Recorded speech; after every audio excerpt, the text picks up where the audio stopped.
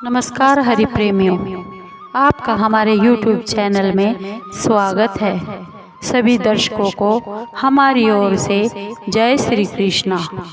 दोस्तों, कैसे हैं आप? उम्मीद है आप सब अच्छे होंगे। आइए आज का प्रसंग शुरू करते हैं। आज का प्रसंग है धर्मराज यमलोक में पापियों को कैसे सजा देते हैं। उससे पहले अगर आप हमारे चैनल पर नए हैं तो प्लीज़ चैनल को सब्सक्राइब ज़रूर कीजिए और बेल आइकॉन को ज़रूर दबा लीजिए ताकि आप तक हमारे सारे नोटिफिकेशन पहुंच सके।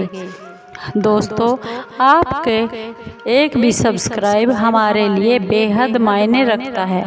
आइए आज की ये वीडियो गरुड़ पुराण के अनुसार शुरू करते हैं कि धर्मराज पापियों को अपने यमलोक में कैसे सजा देते हैं। दोस्तों, हमने अक्सर अपने बड़े बुजुर्गों को ये कहते हुए सुना है कि अगर हम जीवन भर बुरे कर्म करते हैं तो मौत के बाद भी हमारी आत्मा को बहुत सी भयंकर यातनाओं और कष्टों को भोगना पड़ता है।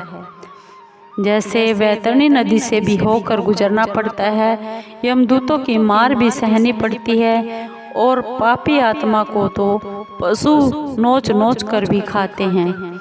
लेकिन क्या आपने कभी सोचा है कि आखिर हमारी पाप और पुण्य का जो यह लेखा जोखा है, यह कौन रखता है और कैसे यमलोक में धर्मराज किस प्रकार उन पापी जीवात्माओं को सजा देते हैं।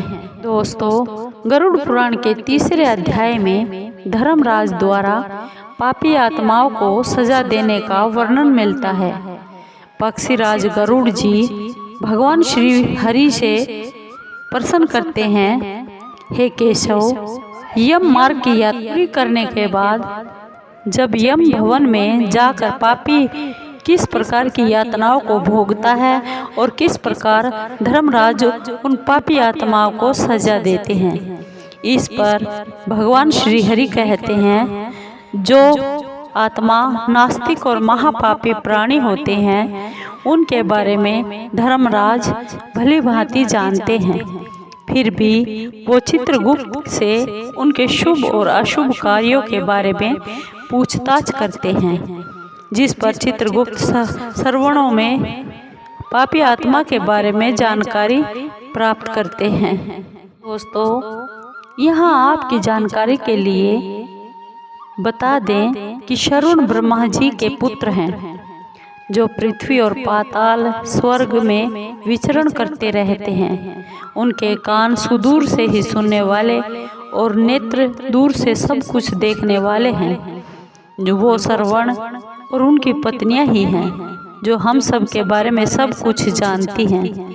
मृत्यु के बाद जब हमारी आत्मा यमलोक में पहुंचती है तो श्रवण ही हमारे पाप पुण्य का लेखा जोखा चित्रगुप्त को सौंपते हैं, जिसके बाद चित्रगुप्त धर्मराज को सब कुछ बताते हैं और फिर जीवात्मा उस कर्मों के आधार पर सजा देते हैं। इस प्रकार पापियों के बारे में जानकारी हासिल करने के बाद यम उन्हें बुलाकर अपना अत्यंत भयंकर रूप, विकराल रूप दिखाते हैं। यमराज की 32 भुजाएं, लाल आंखें और 3 योजन जितना विशाल काय शरीर देखकर आत्मा जोर जोर से चिल्ला उठती है। तब धर्मराज से आज्ञा लेकर चित्रगुप्त जीवात्मा से कहते हैं, अरे पापी दुष्ट आत्मा, जो पाप तूने किए वो सभी दुख देने वाले थे और ये जानते हुए भी तूने वो पाप क्यों किए। जिस प्रकार खुशी के साथ तूने वो पाप किए हैं, तो अब इस समय तू उनके बारे में सोचकर भयभीत क्यों हो रहा है।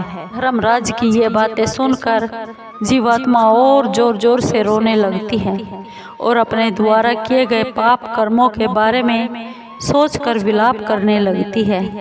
इसके बाद धर्मराज भी चोर की भांति बैठे पापियों को देख दूतों को उन्हें सजा देने की आज्ञा देते हैं। फिर यमराज की आज्ञा पाकर चंडक और प्रचंड नाम के दूत एक पास में आत्मा को बांधकर नरक की ओर ले जाते हैं। दोस्तों, गरुड़ पुराण के अध्याय 3 में यह उल्लेख मिलता है कि नरक की शुरुआत में अग्नि के समान प्रभाव वाला 5 योजन में फैला और 1 योजन ऊंचा बहुत विशाल पेड़ है। इस वृक्ष में नीचे की ओर मुख करके सभी पापी जीवात्माओं को सांकलों से बांधा जाता है। फिर दूत उनकी पिटाई करते हैं। जीवात्मा बहुत रोती है, तड़पती है, भूख और प्यास से तड़पती है, अपने किए हुए कर्मों पर रोती है, लेकिन उनकी करुण पुकार सुनने वाला वहाँ कोई नहीं होता। जीवात्मा यमदूतों से क्षमा मांगती है, लेकिन यमदूत उन्हें लोहे की लाठियों, गदों, भालों से लगातार मारते हैं और कहते हैं, हे पापी आत्मा, तूने इतने दुराचार क्यों किए? तूने क्यों कभी सुलभ काम और अन्न का दान क्यों नहीं किया? तूने कभी पितरों के लिए तर्पण नहीं किया, कभी कुत्ते और गायों के लिए दान नहीं किया, कभी कोए को रोटी नहीं डाली, कभी अतिथियों का सत्कार नहीं किया। अगर तू ऐसा करता होता तो तुझे इस तरह की यातना कभी नहीं झेलनी पड़ती। ऐसा कहकर यमदूत जीवात्मा को और निर्दयता पूर्वक पीटने लगते हैं, जिससे जीवात्मा अंगारों की तरह जलती हुई वृक्ष से नीचे गिर जाती है। वृक्ष से गिरते ही जीवात्मा को कुत्ते नोचने लगते हैं। इसके बाद धर्मराज की आज्ञा से यमदूत उस जीवात्मा को तामिश्र नरक में फेंक देते हैं। दोस्तों, इसी वृक्ष के बाद 84 लाख नरक शुरू हो जाते हैं, जहां जीवात्माओं को उनके पापों और कर्मों के आधार पर भेज दिया जाता है।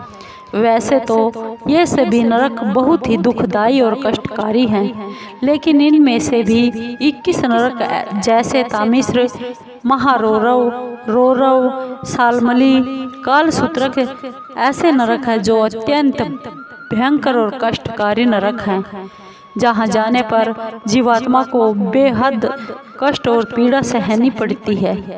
दोस्तों, इस तरह धर्मराज पापी आत्माओं के बारे में जानकारी हासिल करते हैं, जिसके बाद उन्हें शुभ और अशुभ कार्यों के अनुसार नरक और स्वर्ग प्रदान करते हैं। इसी के साथ फिर से 84 में फेंक दिया जाता है और बार बार जन्मने और मरने के बाद कर्मों के अनुसार यही घटना चक्र और क्रियाक्रम चालू रहता है।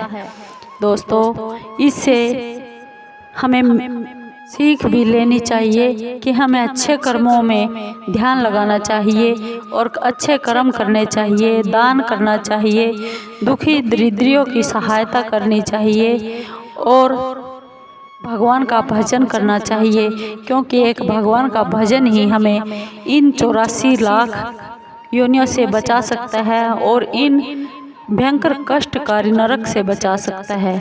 दोस्तों, आपको ये वीडियो कैसी लगी? अगर आपको ये वीडियो अच्छी लगी हो तो प्लीज़ लाइक कीजिए, शेयर कीजिए, सब्सक्राइब कीजिए और कमेंट ज़रूर कीजिए और परमात्मा का भजन भी ज़रूर कीजिए। धन्यवाद दोस्तों।